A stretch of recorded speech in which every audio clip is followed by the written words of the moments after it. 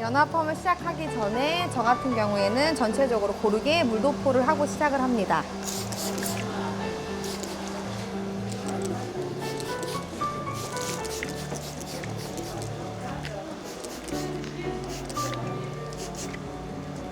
물도포를 하고 시작하는 경우보다 사실은 전 샴푸를 다 해서 전체적인 스타일을 잡고 연화를 진행을 하게 하는 순서를 가장 많이 사용을 하고 있는데요. 열파마는 한 번 하셨던 분들이 주기적으로 열파마를 진행을 하시고 계시기 때문에 손상도를 줄이기 위해서 하시기 전에 어느 정도 커트로 스타일링을 다 잡은 후에 충분히 물도포를 진행을 하고 있습니다.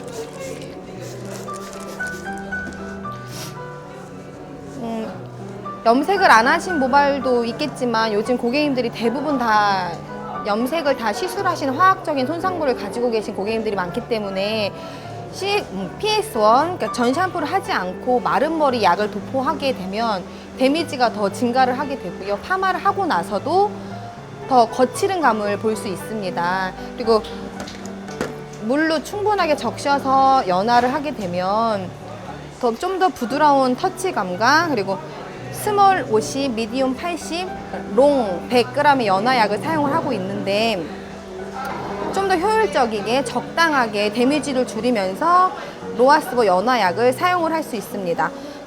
선생님들 따라 기호에 따라서 로아스보 펌제에 직펌 또는 치호를 섞어서 사용하셔도 무관하시라고 작업하시는데 진행하시는데 어렵진 않으실 겁니다. 곱슬이 심하거나 좀 손상도가 적은 모발, 그런 모발 같은 경우 직펌을 사용하시는 경우도 종종 있다고 사용하실 때 한번 응용해 보셔도 괜찮으실 것 같습니다. 저 같은 경우 연화약을 바를 때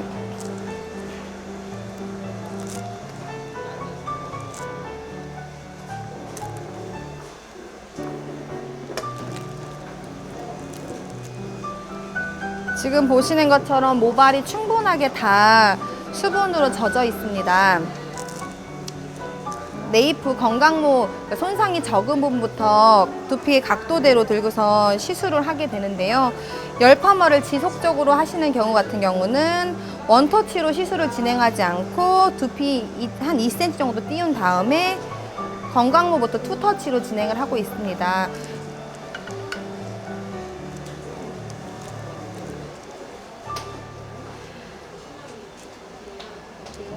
이렇게 투터치로 가볍게 진행을 하신 후에 밑에 연결하실 때에는 바로 약도포를 바로 하시는 게 아니라 연화가 다 나오신 후에는 저 같은 경우는 다시 물 분무를 전체적으로 고르게 해드린 다음에 위에서부터 다시 한번 먼저 도포해져 있던 연화약으로 밑에 스무스하게 연결을 해드립니다. 그러면 바로 손상이 있는 부분에 바로 강하게 연화약이 닿는 게 아니라 한번 연화 처리가 돼서 스무스하게 부드럽게 연결을 시켜드려 손상도를 좀 줄여드리는 주로 작업을 진행을 하고 있습니다.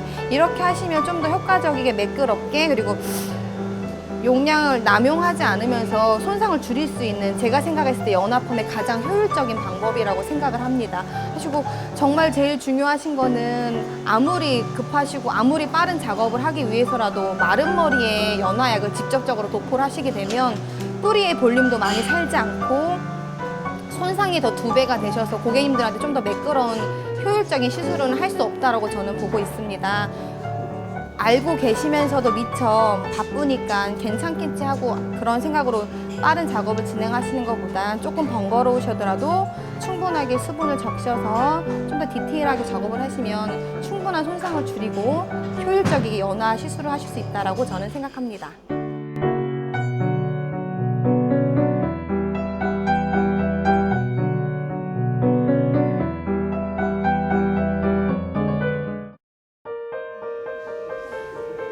제가 중요하게 생각하는 부분은 양쪽 손에 파마약을 다 묻히지 않는 겁니다.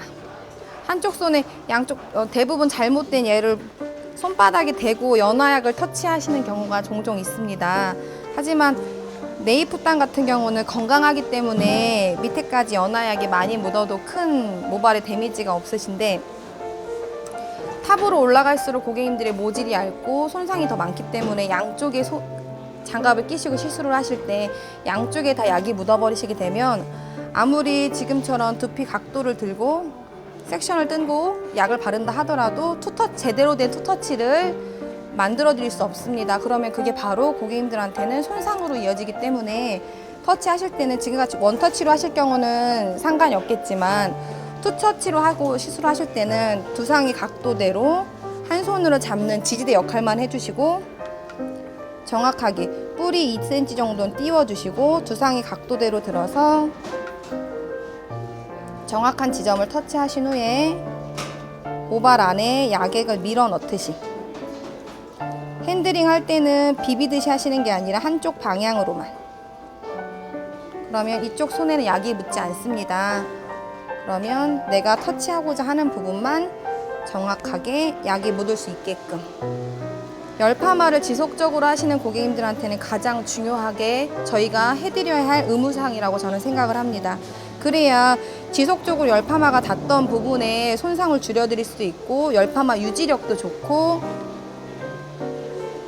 더 예쁜 컬을 고객님들한테 건강하게 시술을 해드릴 수 있는 효율적인 방법이라고 생각을 합니다. 약을 바르는 것보다 정말 중요한 건 정확한 섹션, 정확한 각도입니다.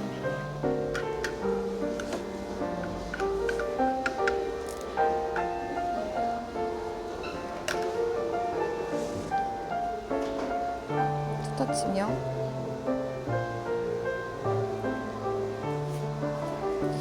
이와 같은 방법은 10레벨 이상의 염색을 시술할 때도 동일한 방법이십니다.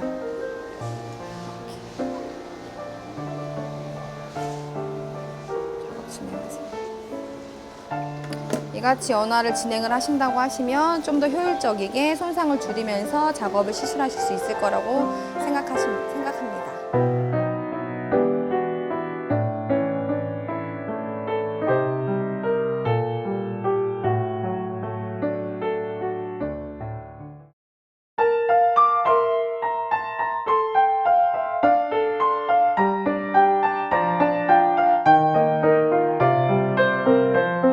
자, 중화를 합니다. 중화를 하는데 아래에서부터 중화를 합니다.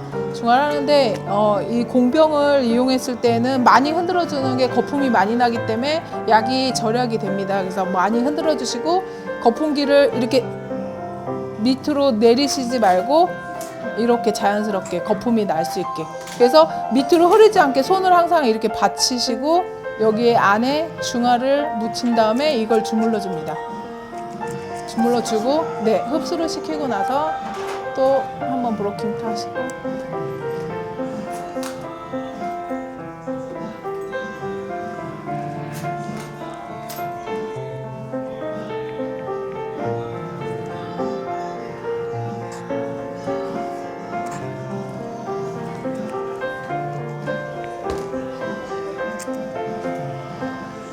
중화제를 흐를 정도로 안 하셔도 됩니다. 왜 그러냐면 중화는 한번 발라놓으면 흡수를 이렇게 시켜놓으면 중화는 2번 이상 안 바르셔도 됩니다.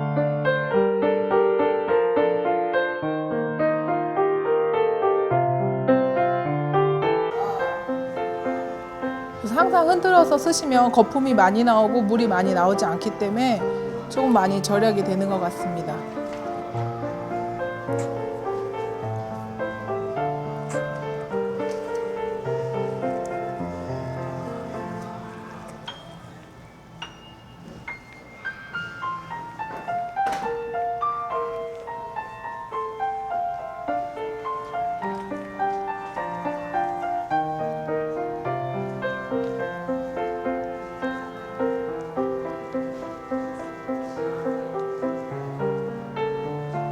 아까 중화 양은 한 지금 몇 밀리입니까? 그래서 한 120ml 정도밖에 안 했는데 지금 수분 양은 지금 반 이상이 남아 있습니다. 근데 지금 전체적으로 중화를 다 했는데도 거품을 많이 이용해서 중화를 하시게 되면 양도 적게 들면서 전체적으로 바를 수 있고 손을 벌려서 하시지 말고 최대한 오므려서 이 손으로 많이 사용해 주셔서 중화를 쓰시면 더 효율성 있게 바를 수 있을 것 같고 절약이 많이 될 것 같습니다.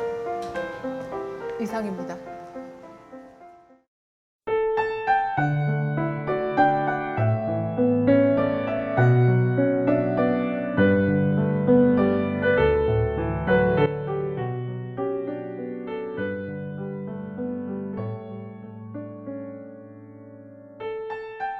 지금은 일반 파마 약도포에 대해서 한번 보여드리겠습니다.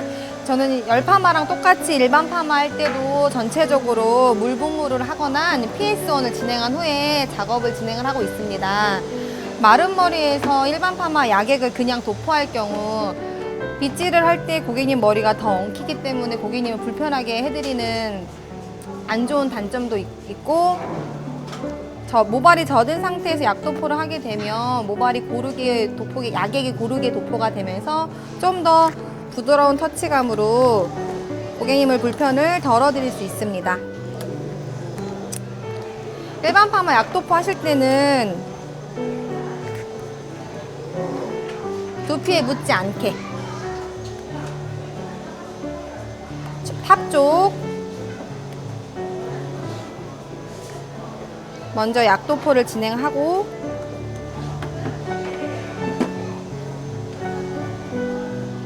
빗질을 하면서 스무스하게 네이프단을 연결을 시키고 있습니다. 근데 지나치게 일반 파마 펌젤을 네이프단까지, 짧은 머리 네이프단까지 약도포를 지나치게 하려고 하시다 보면 펌프에 지나치게 많이 지저분하게 흐르게 되는 경우가 종종, 대부분 다수가 다 발생을 하고 있습니다. 근데 펌프에 묻으시게 되면 고객님 옷도 피해가 될 수 있고, 저희가 조금 신경 써서 정수리 쪽 부분 두피 띄시고 약도포 하시고 빗질하면서 남은 약액으로 부드럽게 네이프단 터치해 주시면 그런 불편을 감소화시킬 수 있습니다.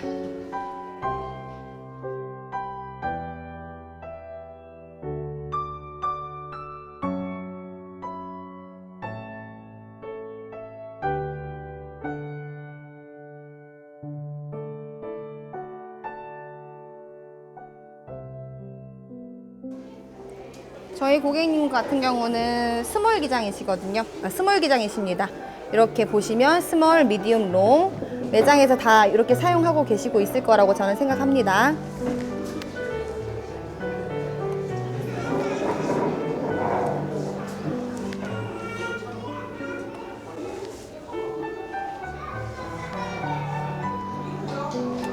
와인딩보다 정말 중요한 건 일제 약도포라고 생각을 합니다. 약도포가 고르게 뭉치는 곳 없게끔, 또한 흐르시는 고객님 페이스 라인, 펌프에 흐르시는 데 없게끔 꼼꼼하게 체크를 하신 후에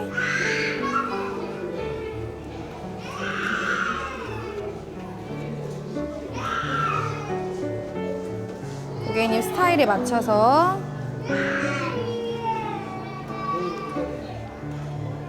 와인딩을 진행을 하시면 됩니다.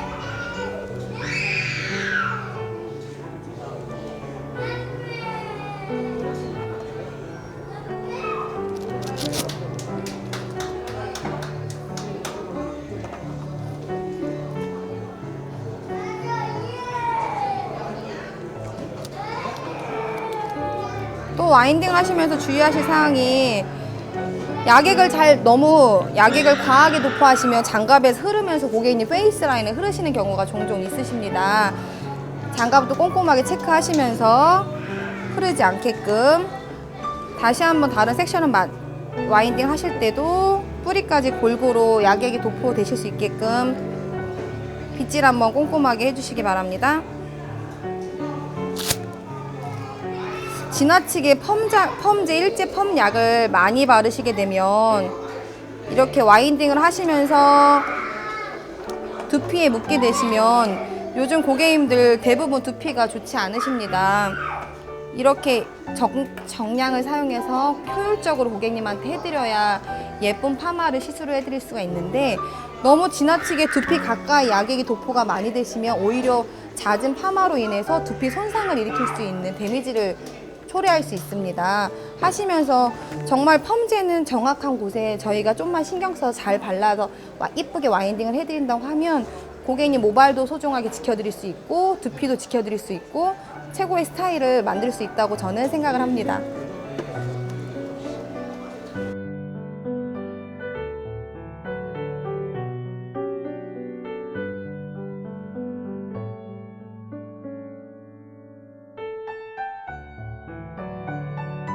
대부분 다 약도포를 막 별 신경 안 쓰시고 몸에 밴 습관대로 진행을 하시는 경우가 다반사입니다. 하지만 일반 파마를 와인딩 한 후에 사실 약도포를 다시 하는 경우는 큰 의미는 없다고 저는 생각을 합니다. 그래도 꼭 약도포를 하셔야겠다고 생각이 드시면 네이프단은 굳이 컬이 강하게 들어가도 페이스 라인 쪽, 목덜미 쪽은 사실은 가볍게 헤어 스타일을 감싸고 들어가셔야 더 세련된 스타일이 나오시기 때문에 정말 필요하다고 생각하시는데 두피 각도 띄시고 밴딩 처리하신 부분 떼고 손으로 부드럽게 흐르시지 않게끔 일반 파마 말기 전에 일제 도포하실 때는 두피 빗질 잘 해서 두피 안 닿게 약 처리를 다 잘 하셨을지 모르겠지만 대부분의 실수가 2차 와인딩이 다 끝나시고 난 후에 약도포를 하시면서 고객님 모발에 필요한 부분에 약도포를 하셔야 되는데 대부분 두피에 빠르게 몸에 밴 습관대로 약도포를 하시게 되면 고객님 모발에 약이 묻으시는 것보다는 두피에 약이 많이 묻게 됩니다. 그렇게 하시고 열 처리 돌리시고 오랜 시간 앉게 되시면 없던 두피 질환도 일어나기 마련이라서 약도포 하실 때는 좀 더 신경 쓰셔서 고무 밴딩한 부분을 피하시고 모발 방향대로 한 번씩 부드럽게 스며들 수 있게끔 소프트한 터치를 진행해 주시면 됩니다. 정말 살아야 할 부분 탑 라인 쪽에만 2차 도포를 진행을 하고 있습니다.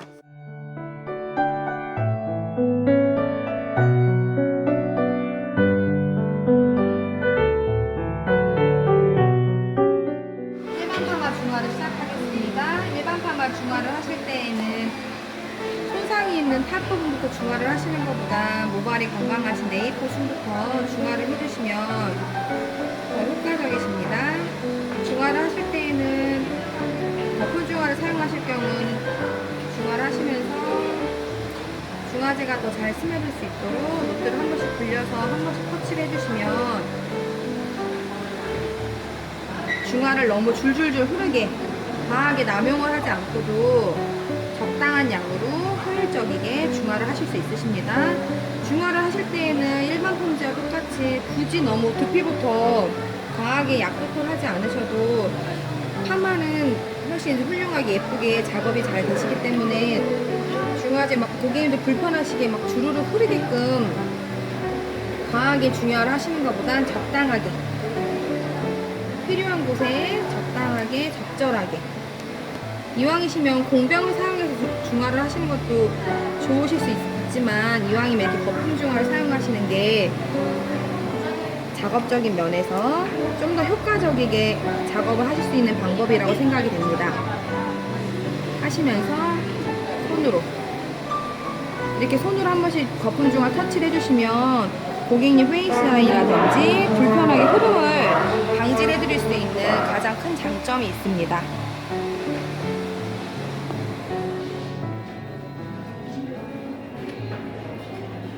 특히 페이스 라인 주의하실 때는 중화하실 때에는 조금 더 세밀하게 신경 써서 디테일하게 거품 중화 혹시 흐르지 않게끔 한 번 더 신경 써서 터치를 하시면서 중화를 하시면 중화컬에 굳이 중화가 남용되지 않고 적당한 양으로 효율적으로 일반 파마 중화를 하실 수 있습니다.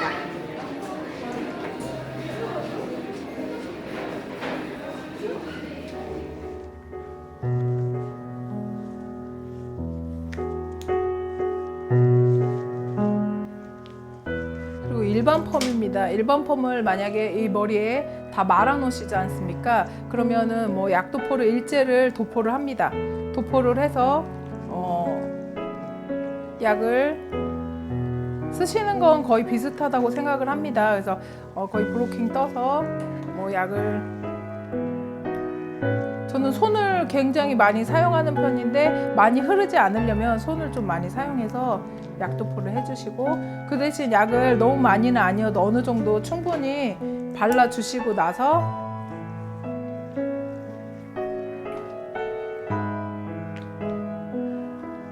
일제에서 약을 충분히 바르는 이유는 와인딩이 다 끝나고 나서 제도포를 하지 않으셔도 됩니다. 일제 바르면서 약이 머릿속에 흡수가 벌써 돼 있기 때문에 다시 제도포하는 의미가 없다고 합니다. 그래서 수분을 더 넣어줬을 때 부시시함이 덜하고, 그리고 부시시함과 그리고 탄력이 더 많다고 전문가들이 얘기합니다. 그래서 저도 한번 해봤더니 고객님들이 오히려 주부님들이나 데미지가 좀 강하신 분들은 오히려 약 제도포를 안 하고 그냥 물 분무를 했을 때 탄력성이 더 많이 있었던 것 같습니다. 그래서 지금도 저 같은 경우는 일제를 제대로 도포하신 다음에 제도포를 안 하고 물 분무를 물로 도포를 해서, 그리고 방치 시간은 똑같이 두시고 나면 오히려 탄력이나 수분이 머리 안에 들어가 있기 때문에 오히려 더 촉촉한 느낌이 들고 데미지가 더 덜한 것 같습니다. 그래서 제도포는 안 해주셔도 상관이 없습니다.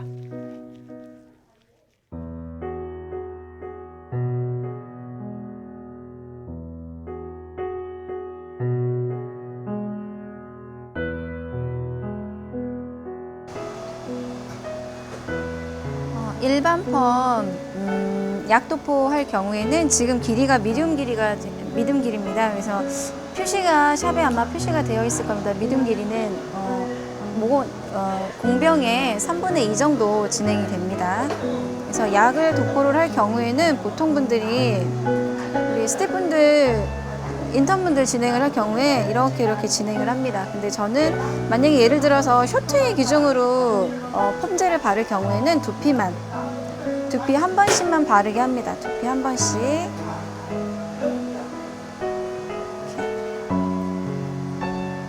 이렇게 발라서 쓸어내리면 쇼트의 기준으로는 거의 약이 발라집니다. 근데 이제 여기 모델은 미디움이기 때문에 반까지 바릅니다. 일반 펌 시술을 할 경우에는 이렇게 진행을 하고요. 만약에 직펌 시술을 할 경우에는 저 같은 경우는 전체 약 도포를 안 합니다. 전체 약 도포를 안 하고 바를 때마다 슬라이스를 하나씩 뜰 때마다 약을 도포를 합니다. 이렇게 바르면 직펌약은 특히 약을 전체적으로 바르고 들어가게 되면 얘가 로트도 워낙 무게감도 있고 눌리기 때문에 두피에 자국이 많이 생깁니다. 그래서 저 같은 경우는 약 도포를 할 경우에는 굳이 한 2-3cm 정도는 띄워놓고 디지털 펌젤을 바릅니다. 그래서 바를 때마다 로트를 할 때마다 진행을 하기 때문에 전체적으로 바르게 되면 바르고 빗질을 하면 약액이 거의 다 많이 떨어집니다. 그래서 저 같은 경우는 짧은 머리도 바르면서 슬라이스 하나씩 떠가면서 약도포를 진행을 합니다.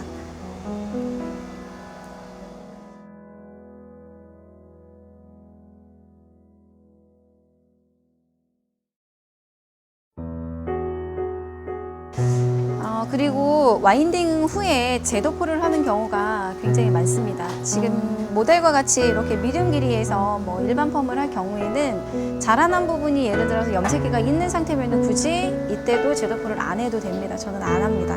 그리고 만약에 자라난 부분이 염색을 굳이 안 하시고 기존에 있는 염색모에다가 버진모가 자라난 부분이 있는데 그런 분들이 와인딩이 들어갈 경우에는 그때 두피 쪽에다 제도포를 합니다. 그리고 쇼트 기준으로 보통 엄마들 펌머를 하시는 분들이 엄마들이 주로 새치 염색을 많이 하시는 경우가 많습니다. 새치 염색을 하는 경우가 한 달에 한 번씩 염색이 들어가는데 그런 경우에는 와인딩을 다 한 그런 경우에는 굳이 제도포를 안 해도 되지만 제도포를 해야 되는 경우가 생기면 보통 페이스 라인이나 네이프는 자연스럽게 빼줘야 되는 부분이 많기 때문에 굳이 그런 부분은 약도포를 할 필요가 없습니다. 그래서 저는 탑 부분만 제도포를 합니다. 그리고 약액을 바를 때 제일 중요한 게 우리 인턴분들이 제일 많이 하는 게 이게 약이 다 골고루 안 발라질까 봐 바르면서 두피에서부터 끝머리까지 다 약도포를 합니다. 그런데 그렇게 되면 약액이 너무 많이 낭비가 됩니다. 그래서 자라난 부분만 잡아서 거기만 한 번씩만 바르고 빗질을 해도 두피하고 모발까지 다 약도포가 되기 때문에 그 부분에 있어서도 디자이너 선생님들이 체크를 해줘야 되는 부분이라고 생각을 합니다.